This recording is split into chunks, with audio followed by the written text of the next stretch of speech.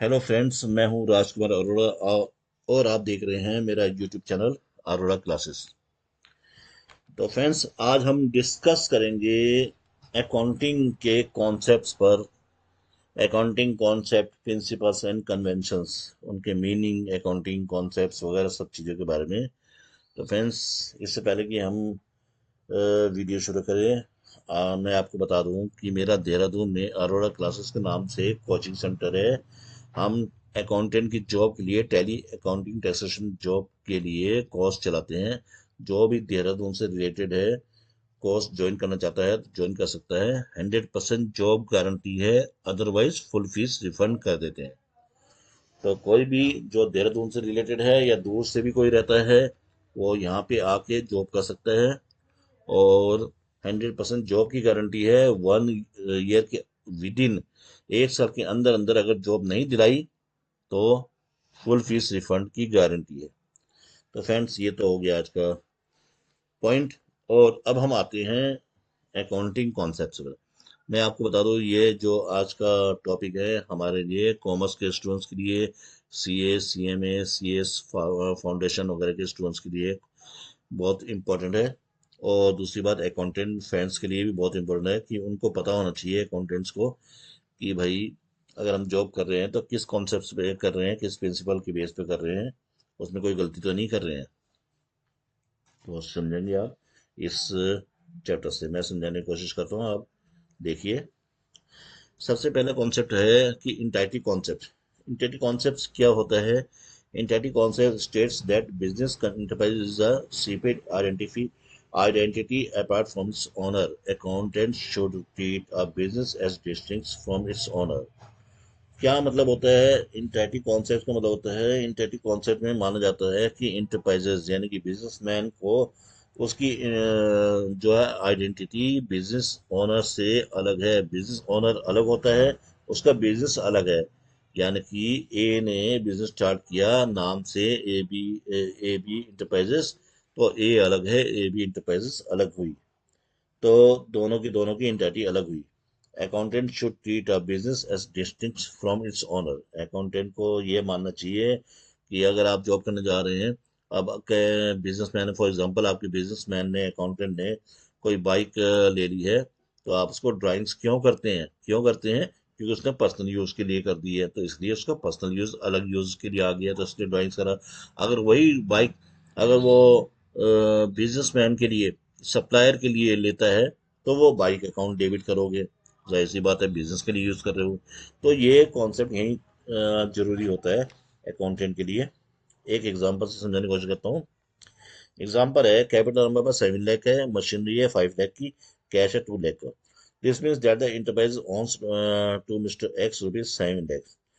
Now, if Mr. X spends 5,000 to meet his family expenses from his business, found that it should not be taken as business expenses and would be charged to his capital account. That is, his investment would be reduced by rupees 5,000.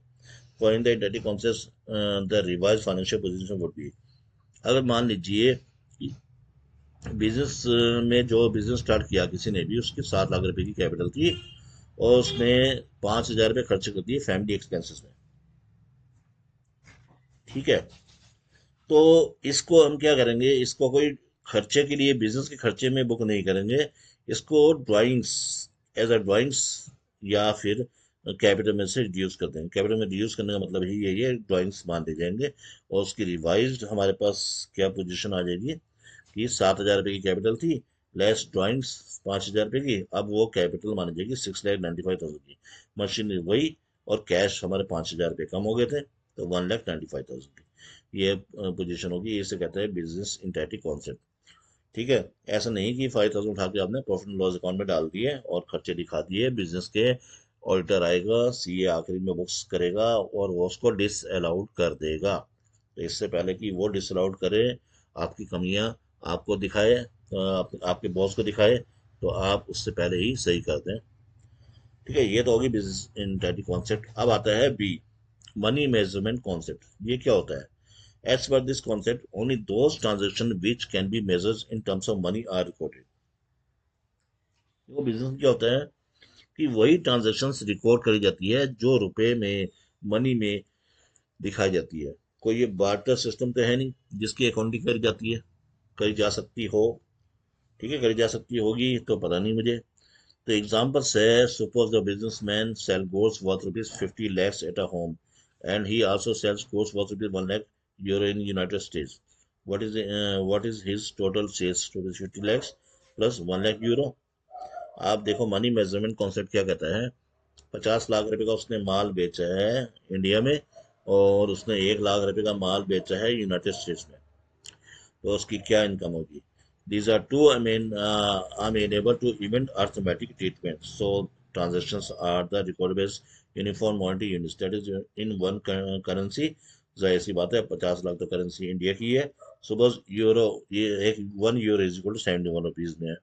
अगर मान लेते हैं 1 euro 71 rupees में है, तो शेष होगी इसकी 50 लाख प्लस 71 लाख। क्यों, मैं बैक करके दिखाता हूँ। 71 लाख इसलिए कि उसने 1 लाख यूरो के माल बेचे थे, और 1 लाख यूरो कितने के बराबर था, 71 के बराबर था। तो 1 लाख इंटू 71 करा तो 71 लाख हो गया। तो उसने कुल 121 लाख की सेल करी है। Money measurement concept imparts the essential flexibility for measurement and interpretation of accounting data. Money measurement concept ना आपको अकाउंटिंग डेटा के इंटरप्रिटेशन के लिए और अकाउंटिंग डेटा को कॉन्सेप्ट करने के लिए, क्लियर करने के लिए जरूरी है। यानी कि इन शॉर्ट, अगर हम जो भी अकाउंटिंग करते हैं मनी मेजरमेंट के थ्रू करते हैं, उसको मनी में मेजर करते हैं। और अगर हमारी मनी रुपीज में कन्वर्टेड है इंडिया के, तो बाहर की जो भी अमाउंट होगी, जैसे यहाँ यूरो था, तो यूरो को, या डॉलर्स होता, डॉलर को हम कन्वर्ट कर लेते हैं और बताते हैं हमारी कितनी सेल हुई है, या रिसीव्स हुई है, या एक्सपेंसेस हुए हैं इन टर्म्स। जैसे कि इस केस में टोटल सेल्स हुई है 121 लाख। सी आता है periodicity concept. This is also called the concept of definite accounting period. As per going concern concept as indefinite life of the entity is assumed. For a business entity is cause inconvenience to measure performance achieved by the entity to the ordinary course of business. Periodicity concept ये माना जाता है कि business ना definite accounting period के लिए चलेगा, ठीक है। As per going concern concept as an indefinite life of the entities assumes. ये माना जाता है, गोइंग कंसर्न में क्या माना जाता था कि हमारा जो बिजनेस है अनलिमिटेड लाइफ के लिए चलेगा। गोइंग कंसर्न यानी कि अगर हम बिजनेस कर रहे हैं तो वो चलता ही रहेगा। और पीरियडिसिटी कॉन्सेप्ट क्या कहता है कि एक बिजनेस की एक पीरियड है, उसके लिए चलता रहेगा। For a business entity is cause inconvenience to measure performance achieved by the entity in the ordinary course of business, ठीक है। पीरियडिसिटी कॉन्सेप्ट एक तरीके से गोइंग कंसर्न कॉन्सेप्ट की तरह ही है कि हमारा बिजनेस जो है चलता रहेगा। और पीरियडिसिटी कॉन्सेप्ट कहता है कि एक टाइम के हिसाब से बिजनेस चल रहा है। एक दूसरा आता है डी एक्यूअल कॉन्सेप्ट। ये बहुत इंपॉर्टेंट है, क्योंकि इसकी वजह से अकाउंटेंट जो है बहुत गलतियां करते हैं। मैं इसको समझाता हूँ, इसको एग्जाम्पल समझाने की कोशिश करूंगा। Under actual concept, the effect on transactions and other events are recognized on mercantile basis. That is the whether they occur and not as a cash or cash equivalent to is received or paid, and they are recorded in the accounting records and reported in the financial statements of the periods to which they relate. Actual basis में है कि इसमें जो भी expense है, जो भी income है, चाहे वो खर्च होगी हो 31 मार्च, मान लेते हैं कि 31 मार्च को हमारे अकाउंटिंग पीरियड एंड हुआ, तो हमें पता चला कि भैया हमने तो सैलरी 31 मार्च की ड्यू कर दी है, मतलब 31 मार्च को हमने सैलरी देनी है। जाहिर सी बात है मार्च वाले की अप्रैल में देनी है, 6-7 तारीख या 10 तारीख, जो भी हमारे बिजनेस में ट्रेंड है। तो लेकिन हमारी सैलरी तो ड्यू होगी, तो सैलरी ड्यू होगी तो एक्चुअल उसको 31 मार्च को अगर रिकॉर्ड करोगे करोगे आप, तो उसको एंट्री उसको बनाओगे, उसको कहोगे आप एक्चुअल बेसिस पे। ऐसे ही मान लेते हैं एफडी का इंटरेस्ट हुआ, एफडी का इंटरेस्ट हुआ, और एफडी तो 3 साल 4 साल 5 साल में दोगुनी होगी, लेकिन हर साल में उसका इंटरेस्ट तो अर्न कर रहे हो ना आप, हर साल में इंटरेस्ट तो अर्न कर रहे हो, तो वो हर साल का इंटरेस्ट उसमें रिकॉर्ड करोगे फाइनेंशियल स्टेटमेंट में 31 मार्च को, तो वो कहलाएगा एक्चुअल कॉन्सेप्ट में, एक्चुअल कॉन्सेप्ट के हिसाब से एक्चुअल बेसिस पे। इसका एक एग्जांपल लेते हैं। Mr. X started a cloth merchandising. He invested 50,000, bought merchandise worth rupees 50,000. He sold merchandise for rupees 60,000. Mister x ने स्टार्ट किया क्लॉथ का बिजनेस, 50,000 रुपये का उसने खरीदे और बहुत merchandise he sold merchandise for 60,000 रुपये का उसने क्लॉथ बेच दिए। Customers paid him 50,000 cash and assure him to pay 10,000 shortly. His revenue is 60,000. It arose in the ordinary course of cloth business. Mr. X received 50,000 cash and 10,000 by way of receivable. अब mister x ने जो है 60,000 रुपये की cell करी है, तो 50,000 रुपये कैश आए, 10,000 रुपये उसने देने हैं। मान लेते 31 मार्च आ गई, हमारी लास्ट अकाउंटिंग ईयर आ गई, तो हमें क्या दिखाना चाहिए? हमें क्या दिखाना चाहिए? 60,000 रुपये की सेल या 50,000 रुपये की? तो फ्रेंड्स हम इसको 60,000 की सेल दिखाएंगे, क्योंकि 10,000 रुपये रिसीवेबल है, वो सन्नी डेटर्स में स्टैंड हो जाएंगे, सन्नी डेटर्स बैलेंस शीट में चला जाएगा करंट एसेट्स में। तो हम उसको दिखा देंगे कि हमने 10,000 रुपये भी लेने हैं। इसे भी कहते हैं एक्रियल बेसिस सिस्टम, यानी कि हमने ड्यू तो कर दिए, अभी हमें रिसीव नहीं हुए। तो ये कॉन्सेप्ट है एक्रियल बेसिस का। मैचिंग कॉन्सेप्ट आते हैं, बहुत इंपॉर्टेंट है। सीए का स्टूडेंट्स जो हैं उन सब के लिए ये बहुत इंपॉर्टेंट कॉन्सेप्ट है, वो ध्यान से देखिए आप और समझने की कोशिश कीजिए कीजिए और जो नहीं समझ में आता है मुझे कमेंट्स कीजिए। मैचिंग कॉन्सेप्ट है, in this concept all expenses matched with revenue of that period should only be taken into consideration in the financial statements of the organisation. If any revenue is recognised then expenses related to earn that revenue should also be recognised. Matching concept कहते हैं भाई ये match करने जैसे है, जैसे कि हम अगर रेवेन्यू यानी कि जो इनकम है उसको एक्सपेंसेस से मैच करते हुए दिखाएं। ठीक है, इसको एग्जांपल से क्लियर करते हैं।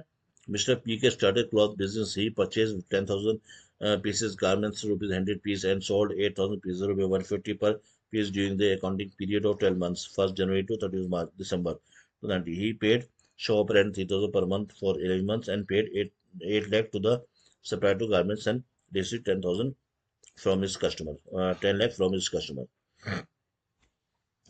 देखिए इसमें क्या करा हमने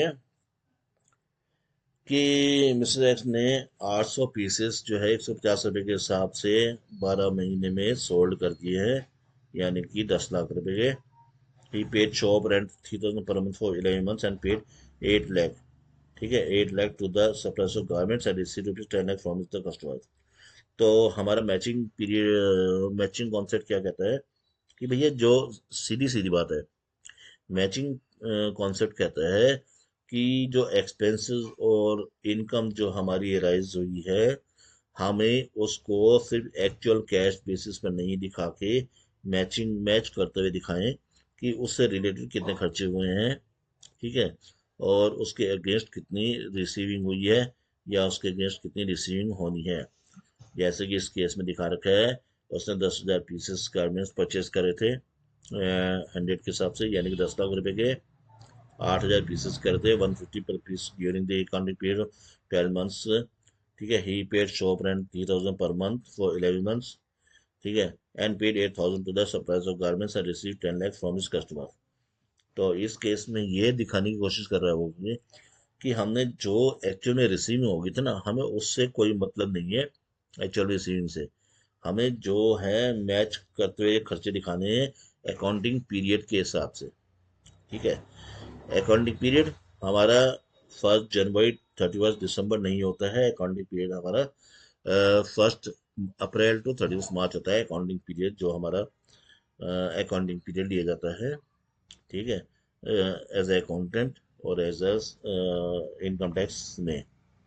ठीक है फ्रेंड्स, एक आता है गोइंग कंसर्न कॉन्सेप्ट, ये बहुत इंपॉर्टेंट है, ये भी एक तरीके से कॉस्ट कॉन्सेप्ट उस कॉन्सेप्ट पे भी गिवन है। गोइंग कंसर्न कॉन्सेप्ट क्या कहता है? The financial statements are normally prepared on the assumption that an enterprise is going concern and will continue in operation for the foreseeable future. Going concern concept कहता है कि भैया एक businessman अगर business stand कर रहा है, शुरू कर रहा है, तो वो ये मान के चल रहा है कि हमने जो बिजनेस शुरू करा है वो हमेशा रहेगा या चलता रहेगा। वो ये नहीं मान रहा है कि भैया 2 साल में लॉस हो जाएगा, 1 साल में लॉस हो जाएगा और हम इसको बंद कर देंगे, नहीं। वो तो ये एज्यूम करके चल रहा है कि बिजनेस चलता रहेगा, तो इसे गोइंग कंसर्न कॉन्सेप्ट कहते हैं। उसी के हिसाब से वो खर्चे और इनकम वगैरह की बुक राइटिंग करेगा और बुक कीपिंग करेगा। ठीक है, उसकी एक्सपेक्टेशन नहीं है, लॉस हो जाता है बाद में तो वो अलग चीज है। ठीक है, एक एग्जांपल देखते हैं। ठीक है। Suppose mister X purchase a machine for his business paying rupees 5 lakh out of his 10 lakh invested by him. He also pay transportation expenses and installation charges amount to be 70,000। If he is still willing to continue the business his financial will be as follows. उसने machinery खरीदी है, उसने invest करे 7 लाख रुपए, capital हुई 7 लाख रुपए की। Machinery 5,70,000 cash 130 के पड़े हुए, 1,30,000 के पड़े हुए हैं। फिर वो आता है फिर वो आता है now he if he decides to back out and desire to sell the machine, it may be fetch more than or less than rupee 5,70,000. So his financial position should be different. If going concern concept is taken, increase decrease in the value of the assets in the short run is ignored. The concept indicate that assets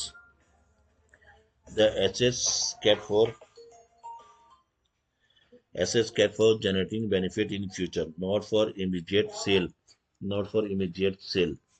Current changes in the value changes asset value is not realizable and so it should not be counted। अब इसमें क्या है हमारे पास कि मान लेते हैं इसमें जो 5,70,000 रुपये की जो हमारे मशीनरी है, अगर वो किसी जो 5,70,000 की मशीनरी है वो शॉर्ट रन में वो कम ज़्यादा हो जाती है, तो इसको हम इग्नोर कर देंगे और उसको हम क्या करेंगे, not realisable and so it should not be counted, इसको काउंट नहीं करा जाएगा। ठीक है। तो गोइंग कंसर्न कॉन्सेप्ट ये कहता है कि भैया बिजनेस लॉन्ग टर्म में चलता रहेगा। जब हम एसेट मशीनरी पड़ी हुई है, अगर हम उसको एक्चुअल में जब सेल कर देंगे तो उससे जो प्रॉफिट या लॉस निकल जाएगा उसी को हम दिखाएंगे। ठीक है। ये नहीं कि उसकी आज वैल्यू इतने की होगी, आज वैल्यू कम होगी, कल वैल्यू बढ़ गई है तो उसको दिखाएंगे नहीं। ठीक है। कॉस्ट कॉन्सेप्ट क्या कहते हैं, जैसे कि नाम से पता चल रहा है कॉस्ट यानी कि लागत। ठीक है। तो कॉस्ट कॉन्सेप्ट है हमारे पास। By this concept, the value of an asset is to be determined on the basis of historical cost. In other words, acquisition cost, although there are various measurement bases. Accountants traditionally prefer this concept in the interest of the objectives. Cost concept क्या होता है, जो भी accountant होता है वो जो भी एसेट एक्वायर्ड करेगा, जो भी एसेट्स खरीदेगा, वो historical cost in other sense जो उसने एक्विजिशन करी है कॉस्ट की, यानी जो कॉस्ट को खरीदा था उस पर दिखाएगा। ऐसा नहीं कि हर साल वो चेंज होते रहेगी, उसके हिसाब से नहीं। क्यों नहीं, उसका रीजन एक एग्जांपल से क्लियर करते हैं। When a machine is acquired by paying rupees 5 lakh following cost concept, the value of the machine is taken rupees 5 lakh. It is highly objective and free from all bias. Other management base are not too so objective. Current cost of an asset is not easily determinable. Current cost जो है 5 लाख रुपए की हमने machine खरीदी, जाहिर सी बात है हम डेप्रिसिएशन लगा रहे हैं उसमें, जो भी हमारे हिसाब से मशीन चलेगी 10 साल चलेगी तो 50,000 का पर एनम डेप्रिसिएशन लगाते रहेंगे।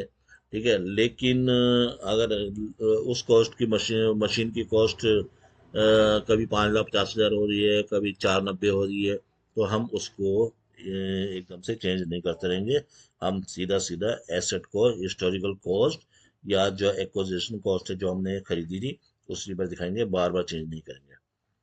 एक है रियलाइजेबल, एच है हमारे पास realisation concept. It closely follows the cost concept. ये रियलाइजेबल कॉन्सेप्ट और कॉस्ट कॉन्सेप्ट एक जैसी ही है लगभग, समझने की कोशिश करते हैं।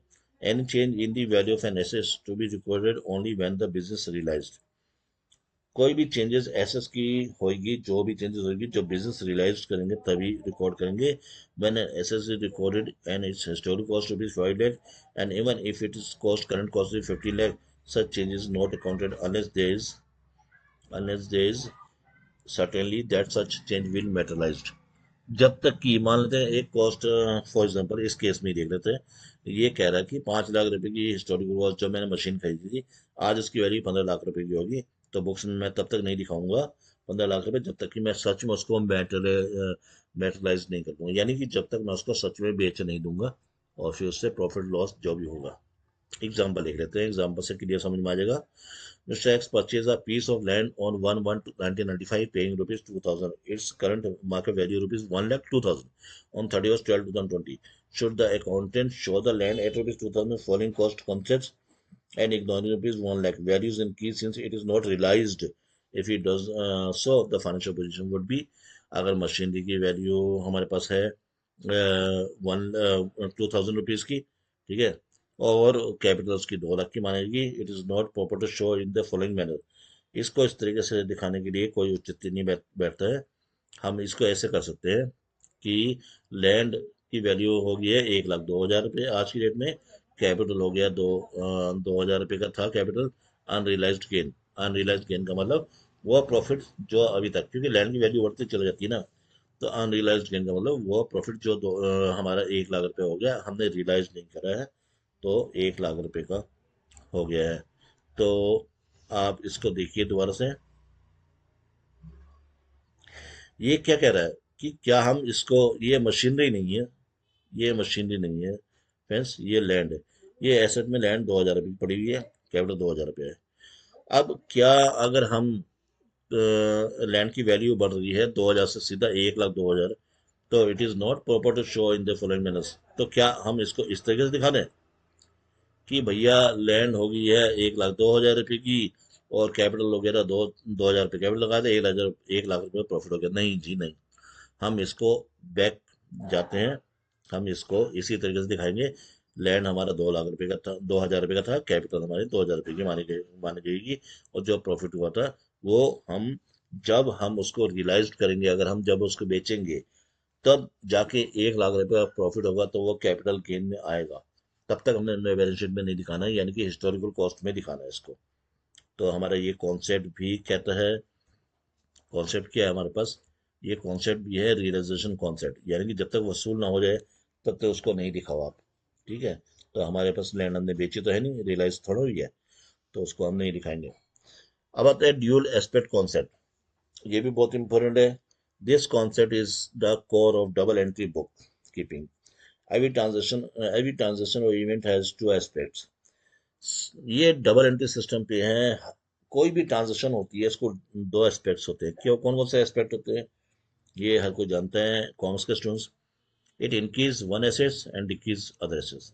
एक एसेट बढ़ेगी, दूसरी एसेट कम हो जाएगी। या it increase an assets and simultaneously increase liabilities.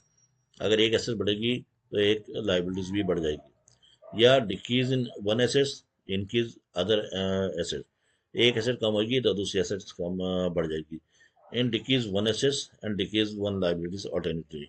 अगर एक एसेट कम होगी तो एक लाइबिलिटीज भी कम हो जाएगी।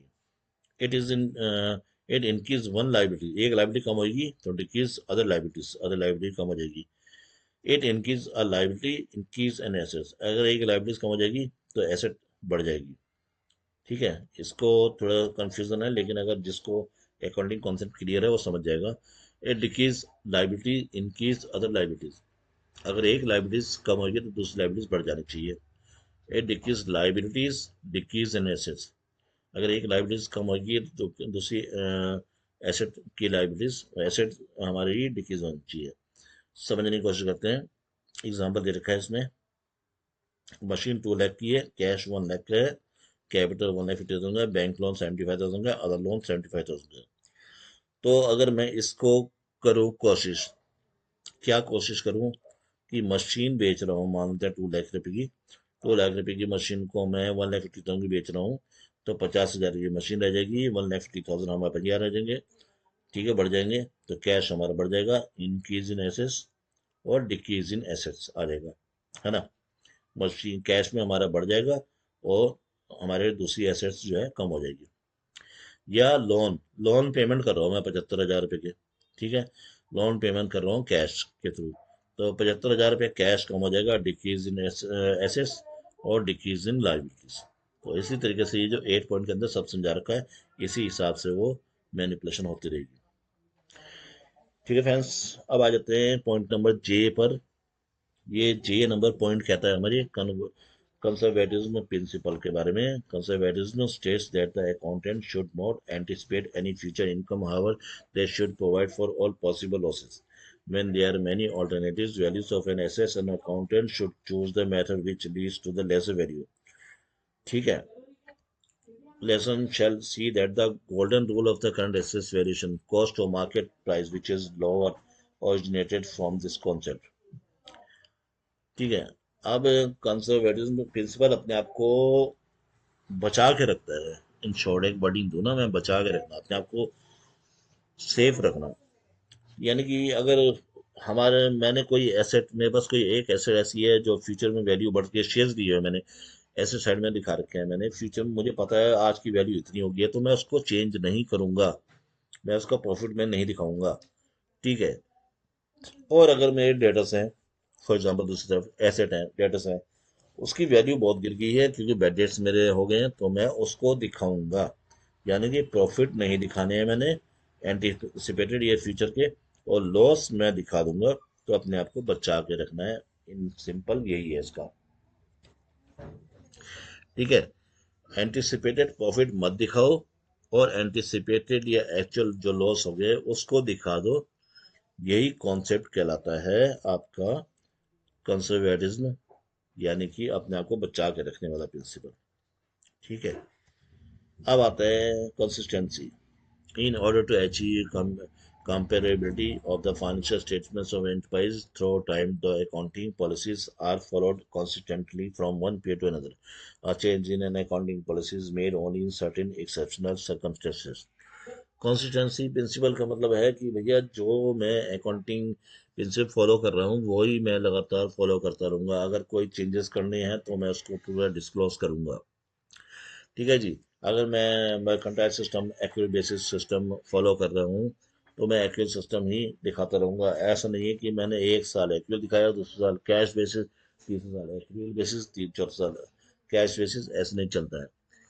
अगर मुझे किसी साल में कोई चेंजेस करना है तो मुझे उसके कुछ किसी भी सर्कमस्टेंसेस में चेंजेस करना है तो मुझे उसके बारे में बताना पड़ेगा। ठीक है। जनरली होता ऐसे है, 1 अप्रैल टू 30 मार्च तक एक्टिव बेसिस पे अकाउंटिंग कर रहे हैं, तो उसी बेसिस पे चलती रहेगी। अदरवाइज अगर उसको कैश बेसिस में या किसी बेसिस में चेंज करना है तो उसको पूरा नोट देना पड़ेगा, उसका इफेक्ट लेना पड़ेगा पीछे से, तब जाके चेंज होगी, फिर वही कंटिन्यू करना पड़ेगा। तो ये होगी कंसिस्टेंसी, यानी कि एक स्थिरता, यानी कि एक जैसे चलने वाली। एक है last, मैटेरियलिटी। Materiality principles permits other concepts to be ignored if the effect is not considered material. This principle is an exception to full disclosure principle. According to materiality principles, all the items having significant economic effect on the business of the enterprise should be disclosed in the financial statements, and any insignificant item which will only increase the work of the accountants but will not be relevant to the users' needs should not be disclosed in the financial statements. हमें accountant, as a accountant अगर आप काम कर रहे हैं तो आपको सिर्फ वही चीजें रिकॉर्ड करनी है जिस पर मैटेरियलिटी इफेक्ट पड़ रहा है।